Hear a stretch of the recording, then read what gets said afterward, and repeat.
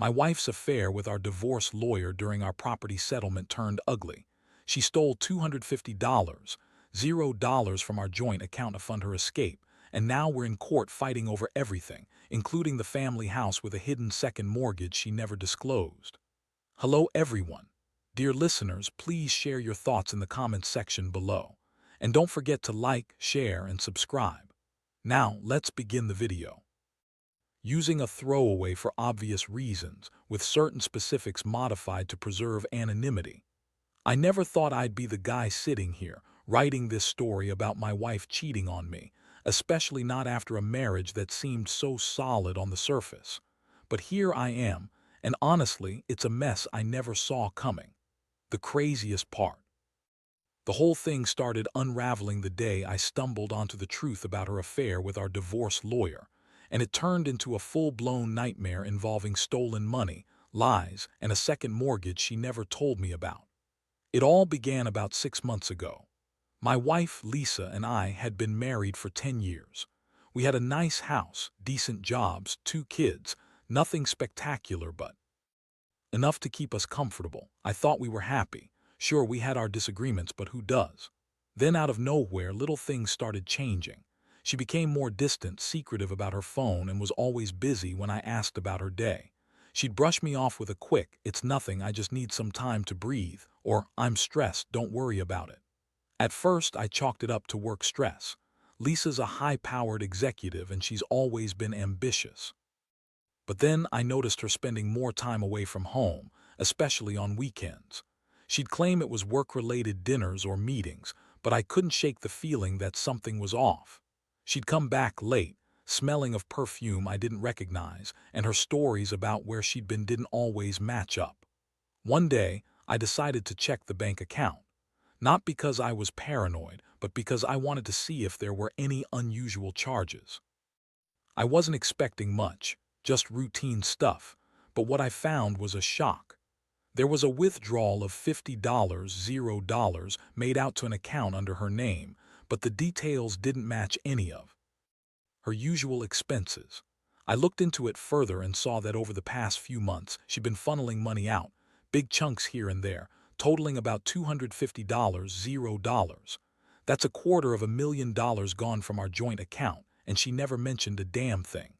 I was furious, confused, and hurt all at once. I called her that night, trying to get some answers, but she just brushed me off, saying I was paranoid or overreacting. She lied her way out of it, of course. Said she was investing in some startup or paying off a debt or some bullshit like that, but I knew better. I could see the way she looked at her phone, the way she was always hiding her screen when I was near. It was obvious she was hiding something big. And then I found the evidence I didn't want to see. I was snooping around her emails. Yeah, I know, it's invasive, but I was desperate, and I found a string of messages between her and our divorce lawyer, Mark. They were talking about the property settlement, sure, but there was also a lot of flirtatious bullshit, late-night texts, and even plans to meet up after hours. I saw her mention a special project she was working on with him, and the way she described feeling alive again when she was with him. That was when everything clicked into place. It wasn't just about money or the divorce. She was having an affair with the lawyer, and I was the last to know. The worst part, I saw that she'd been planning her escape for months. There were emails discussing her new place, her plans to leave town, and even how to transfer the money she'd stolen into a secret account she'd set up. She'd been preparing to run, and I was just an idiot not to see it coming. The moment I read those messages, I felt like my world was collapsing. All the trust, all the years we built, shattered in a single night. That's when I knew I had to confront her. I couldn't keep pretending everything was okay, not when she was sneaking around behind my back, stealing from us, and planning her escape with a man I thought was my lawyer but was really just her lover. I was hurt, angry, and honestly, feeling pretty damn betrayed. I didn't know what to do next, but I knew I couldn't let this go on. The truth had to come out, and I had to figure out how to protect what was left of my life. That night, I sat alone in the living room, the phone trembling in my hand as I stared at the evidence I'd uncovered. My mind was racing, thoughts of our kids, of the house, of the years I dedicated to building a life with Lisa. She was supposed to be my partner, my confidant. Instead, I found her sneaking around, lying, and actively plotting her escape with the man who was supposed to be representing us in the divorce process. It felt like a punch to the gut, a betrayal so deep I wasn't sure how I'd ever recover. I knew I couldn't confront her immediately. I needed a plan, some kind of leverage, or at least enough evidence to make her face the music. So I waited. I kept my cool, pretending everything was normal, all while gathering every piece of proof I could find. I wanted her to slip up again to give me an opening, and she did, she always does. A week later, I caught her in a lie. She told me she was working late at the office, but I saw her car parked outside a different building. I followed her one night, and what I saw chilled me to the bone. She was sneaking into a hotel with Mark, the lawyer. They were all over each other, kissing in the parking lot like teenagers. I snapped a few photos with my phone, just enough to prove she'd been lying about her whereabouts and to confirm the affair. It was a brutal blow, but at least now I had tangible proof. I remember feeling numb, then furious. How could she do this? How could she betray me, our family, and everything we built? And for what? Some stupid affair. Money. A chance to run away with her lover. Whatever her reasons, they didn't matter anymore. What mattered was that I couldn't let her get away with it, not without consequences. My mind raced with options. I could just leave, walk away from the mess, and let her go. But something inside me refused. I wasn't going to let her take everything. Our house, our savings, our future. I decided I needed to fight back to even the score to make her pay for what she'd done. I started thinking about how to turn her own lies against her, how to use her affair and the stolen money as leverage in the coming divorce battle. I took a deep breath and made a decision. I would expose her, not just for her affair, but also for the financial mess she'd created. I knew she'd lied about the property, about the second mortgage she never disclosed, and I had to find a way to prove it. It was clear she'd been planning her escape for months, probably with the money she stole, money she'd hidden in a secret account, probably offshore. I started digging into our financial records, looking for any irregularities or hidden assets. I wasn't sure how deep her deception went, but I knew I had to find out. Meanwhile, she kept up her act, bitchy, manipulative, throwing tantrums whenever I tried to talk about the divorce or her infidelity. She played the victim, claiming I was paranoid, that I was overreacting, that I didn't trust her. She told me I was ruining everything, that she loved me but needed freedom and space. Yeah, right. The more she spun her lies, the more I realized how much she enjoyed controlling the narrative, gaslighting me into doubting my own instincts. The day I found out about the second mortgage, that she'd concealed it from me, was a turning point. I discovered it by accident, digging through the bank statements after she left her laptop open one night. There it was, a second mortgage on the house, taken out months ago, with a huge balance she never told me about. That was the final straw. Not only had she been cheating and stealing, but she'd also been hiding the true state of our finances to cover her tracks. At that moment, I felt a mix of rage and despair. I realized this wasn't just about infidelity anymore. It was about betrayal on a grand scale. She lied about everything: our money, her whereabouts, her feelings. She built a false reality to justify her actions, and now I had to decide what to do with this knowledge. I knew I couldn't let her get away with it. I had to fight, not just for my dignity but for the future of my kids and what was left of my sanity. So I started preparing for the worst. I contacted a lawyer, gathering all the evidence I had: screenshots, bank statements, emails. I wanted everything documented. I knew she was planning to run, to hide the money, to leave me with nothing. I wouldn't let that happen. I wasn't sure how far she'd go, but I was determined to expose her lies and fight for what was rightfully ours. The betrayal hurt more than I can put into words, but I knew I had to be strong. No matter what, I was going to confront her, and I was going to win this battle, however ugly it might get. The confrontation I had been dreading finally came sooner than I expected. I didn't plan it, didn't want to do it, but I knew I couldn't keep pretending everything was fine. One evening, Lisa came home late again, her face flushed from whatever she'd been doing. She was bitchy as usual, snapping at the kids, throwing around her usual insults when I questioned her whereabouts. But I had enough. I decided to lay everything out, my evidence, my suspicions, the facts I'd uncovered. I sat her down in the living room, my heart pounding in my chest. She looked at me with that familiar sneer, the one that always made me feel like I was some kind of idiot. I started by showing her the bank statements, the hidden second mortgage, the transfer of funds she'd never told me about. Her eyes flicked across the screen, and for a moment she looked genuinely surprised, like she hadn't realized I knew. "Oh, come on," she snapped, trying to brush it off. "That's just a loan I took out for the house. You're overreacting as usual. You always jump to conclusions." I shook my head. "No, Lisa, this isn't just some loan, it's a second mortgage you never told me about. And the money you stole, 250 gone from our account. You think I don't see what's happening here? You're planning to leave, aren't you?" Her eyes narrowed and she crossed her arms. "You're being paranoid. You always think the worst. I told you I was investing in my career, trying to better myself. You're just jealous or insecure or whatever. You don't trust me, do you?" I felt my blood boil. I knew her game. She was trying to gaslight me, make me doubt my own instincts. I pulled out the emails, the messages between her and Mark, the lawyer. I put the phone in her face, showing her the conversations where she talked about her plans to run away, to start fresh somewhere else with Mark's help. Her face went pale for a second, then she started to sputter. "That's fake," she hissed. "You must have planted that. You're just trying to ruin me." "No, Lisa," I said, voice cold. "I've got proof. You've been lying to me from the start. You're sleeping with our lawyer, stealing money and hiding everything. I should seen it sooner. You've been manipulating everyone, including me."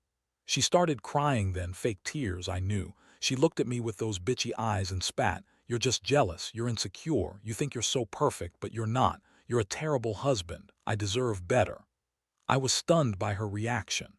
The way she turned it all around, making herself out to be the victim. I realized then that she was a master manipulator. She thrived on chaos, on turning things around to make herself look innocent while everyone else was the villain. I'd been blind for so long, but now I saw her for what she was, a liar, a thief, and a cheat. That night I felt a mix of rage, sadness, and disappointment. I was angry at her betrayal, at myself for not seeing it sooner. I was heartbroken that the woman I loved, the woman I thought I knew, could do all this. But I also knew I couldn't let her keep lying, keep stealing, keep destroying what was left of our family. I decided I had to get out of this toxic mess. I told her I was hiring a lawyer, that I was going to fight for everything. Our house, the money she stole, custody of the kids if it came to that. She scoffed, saying I was wasting my time, that she'd take everything and leave me with nothing. But I was done playing her game. The next morning I started making calls. I reached out to a lawyer, prepared to fight her in court. I knew she'd try to spin it all, try to gaslight the judge, but I had the evidence. I wasn't going to let her walk away with our house, our savings, or our dignity. I had to fight for what was ours and stop her from running forever. In the days that followed, she continued her bitchy attitude, throwing tantrums, claiming I was the villain. But I saw through her act. I knew she'd lied, cheated, and schemed her way out of a marriage that once meant everything to me. Now, all I wanted was to get through this chaos, protect my kids, and rebuild my life without her poison. I'd been betrayed in the worst way, but I was determined to come out of this stronger, no matter how much she tried to drag me down. The court date was set surprisingly quickly, and I'll admit, I was a nervous wreck. Lisa's attitude didn't help. She was still bitchy, throwing around insults and trying to paint herself as the victim. She told everyone, including the judge, that I was controlling and paranoid, that her affair and the money theft were just misunderstandings, and that I was overreacting because I couldn't handle her success. She lied with that bitchy smile on her face, acting like she was the innocent party. But I had the evidence. I had the bank statements, the emails, the photos of her sneaking into that hotel with Mark, and the proof of the second mortgage she'd hidden from me. I knew I was ready. I sat through that court hearing, feeling like I was in some bad movie where everything was stacked against me. Lisa played the victim card, crying fake tears and claiming I was a jealous, insecure husband who just couldn't handle her success. She said I was trying to control her, trying to keep her from living her life. I kept my cool, presenting every piece of evidence I had. I showed the judge her emails, the bank records, the bank transfers, everything that proved she'd been planning her escape for months, that she'd stolen $250,000, and that she'd been cheating on me with Mark. I told the court about the second mortgage, how she'd concealed it, and how she'd been manipulating our finances to hide her plans. Lisa's face was a mix of anger and panic. She tried to argue, tried to deny everything, but the evidence was overwhelming. She said I was trying to ruin her, that I was jealous and insecure, but the judge wasn't buying it. The judge looked at her with a mixture of skepticism and disapproval, then turned to me and nodded, taking in all the facts. It was a long day, but in the end, the court ruled in my favor on several key points. The house, the savings, and the equity, everything that Lisa tried to hide or manipulate, was now up for review. The judge also ordered an investigation into the second mortgage and the stolen funds. Lisa's bitchy attitude was replaced with a look of pure rage when she realized she wasn't getting away with her lies anymore. I felt a strange combination of relief and exhaustion. For the first time in months, I felt like I was finally taking control. But I also knew this was only the beginning. Lisa was far from done, and the fight to get her out of my life and reclaim what was ours was just starting. That night, I sat alone in the quiet house, staring at the empty walls. I couldn't help but think about everything she'd put me through, the lies, the cheating, the money she stole, the manipulations. It all felt like a bad dream I couldn't wake up from, but I knew I had to keep moving forward. I had to protect my kids, my future, and myself from her toxicity. The worst part was realizing how much I'd trusted her. I'd given her everything, my love, my trust, my time, and she'd thrown it all away for some affair and a quick escape. I kept asking myself how I missed the signs, how I was so blind to her true nature. But I also knew I couldn't dwell on what I didn't see. What mattered now was what I was going to do next. I started making plans. I reached out to a financial advisor to figure out how to recover the stolen money, even if it meant going after her in court for reimbursement. I also began preparing for the possibility of a long legal battle over the house and the second mortgage. I had to be smart, patient, and relentless. I couldn't let her manipulate her way out of this again. More than anything, I felt a strange sense of clarity. I realized I'd been living in a false sense of security, believing I knew my wife when in reality, she'd been hiding everything from me. She'd been lying about her feelings, her actions, her plans. But now I saw her for what she truly was, a manipulative, selfish woman who was willing to destroy everything to get what she wanted. I knew I couldn't undo what had been done, but I could control what came next. I decided I'd fight for our house, for the money she stole, and for my peace of mind. I wasn't going to let her win, not after everything. The road ahead was going to be rough, full of legal battles and emotional exhaustion, but I was done being the victim. From now on, I'd be the one in control. I owed myself that much. The months that followed were a blur of court dates, negotiations, and sleepless nights. Lisa's bitchy attitude didn't change. If anything, she became more manipulative, throwing tantrums whenever she didn't get her way. She insisted she was the victim, claiming I was ruining her life, that the whole thing was a big misunderstanding, and that I was just trying to control her. But I had the evidence, and I wasn't backing down. The court battles over the house dragged on longer than I expected. Lisa kept insisting she had no second mortgage, that I was trying to sabotage her, that I was jealous of her success and her affair with Mark. She even went as far as to say that I was abusive, anything to turn the tables. But I had proof of the hidden mortgage, the stolen money, and the emails.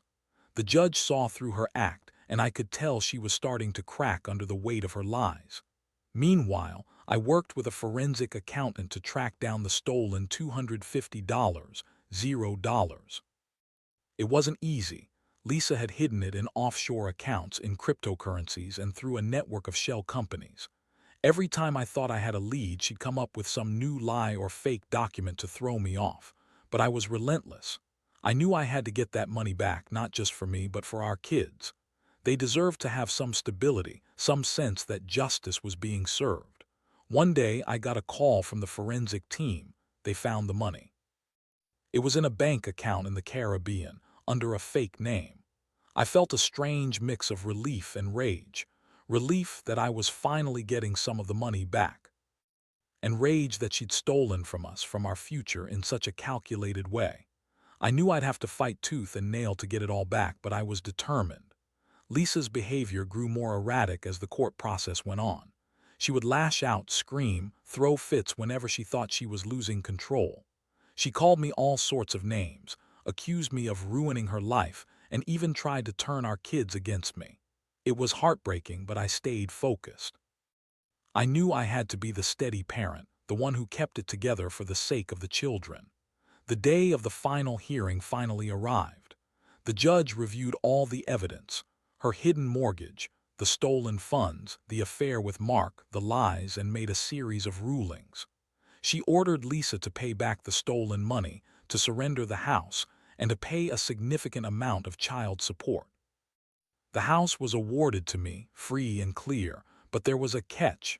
A second mortgage I had to assume, which I'd only discovered recently, and that she'd never disclosed. I felt a cold pit in my stomach, knowing I'd paying for her deception for years to come. But at least I had won some form of justice. I looked over at Lisa as she sat there, tears streaming down her face, her bitchy attitude replaced with a defeated look. I didn't feel victorious, just exhausted. All I wanted was to rebuild my life, to get away from her lies and manipulations. After the court, I sat in my car for a long time, trying to process everything. I thought about the betrayal, the money she stole, the lies, and the pain I'd endured. I realized that I'd been naive for so long, trusting her, believing in the woman I married. But I also knew I'd learned a hard lesson. Never ignore the signs, never assume someone's true nature is what they show on the surface. Now I was finally free from her grip. I had a long road ahead, repairing the damage, rebuilding my finances, and healing emotionally. But I was determined. I'd been betrayed in ways I never imagined, but I also knew I was stronger than her manipulations. I'd come out of this battered, yes, but also more aware. And someday I'd find happiness again. For anyone out there going through something similar, trust your instincts, document everything, and don't let anyone gaslight you into thinking you're the crazy one. The truth always comes out, and in the end, justice might be slow, but it's worth fighting for. Looking back now, I realize how much this whole ordeal changed me, maybe forever. I thought I knew Lisa, thought I knew us, but it turns out I was just blind to the lies she told herself and everyone around her. The betrayal cut deep, and the aftermath left me feeling raw and vulnerable, but also strangely stronger. I learned that trust, once broken, is almost impossible to fully repair, especially when it's been shattered by someone you loved and trusted with your life. The hardest part was watching her try to manipulate the system, spinning her web of lies even as everything was falling apart around her. The way she lied, cheated, and stole, her bitchy attitude, her constant accusations, those memories are burned into my mind. But I also realized that I couldn't change her. She was who she was, and I had to accept that I couldn't fix her. The only thing I could do was fix myself. Getting through the legal battles was exhausting, but it taught me a lot about resilience.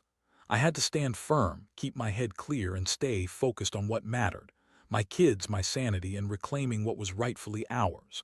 The money she stole, the house, the second mortgage, all of it was part of her game, but I refused to let her win by walking away with everything. I fought hard, and in the end, I managed to get some semblance of justice. Now, I'm in a different place. I don't trust easily anymore, but I do know what I want: stability, honesty, and peace. I've started rebuilding my life slowly but surely. I cut out the toxic people, including Lisa, and I focus on my kids and myself. They're the only reason I keep going sometimes. Seeing their innocent faces reminds me of what's truly important. If there's one thing I want anyone reading this to take away, it's this: don't ignore the signs. When someone shows you their true colors, believe them. Don't let your love, your hope, or your fear keep you in a situation that's only going to hurt you in the end. Document everything, keep your evidence, and never underestimate how manipulative someone can be when they're desperate to hide their lies.